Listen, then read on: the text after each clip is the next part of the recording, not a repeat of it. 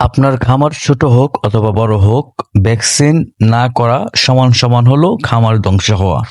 বন্ধুরা, সোনালী ফার্মে মুরগির টিকা যেগুলো রয়েছে এগুলো খুবই ইম্পর্ট্যান্ট। যেমন 3 থেকে 4 দিনে দিনে দিতে হয় রানীক্ষেতের ভ্যাকসিন, এটা দিতে হয় খাবার পানিতে। 9 থেকে 12 দিন গাম্বারো ভ্যাকসিন, এগুলো দিতে হয় চোখে মুখে ফোটায়।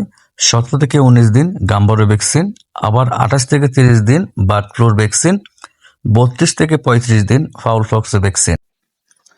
এরপর হলো 40 থেকে 42 দিন হচ্ছে কৃমিকেচুর হচ্ছে ভ্যাকসিন, এবং 43 থেকে 45 দিন হলো রানীক্ষেতের পুনরায় ভ্যাকসিন খাবার পানিতে অথবা চোখে দেওয়া যেতে পারে।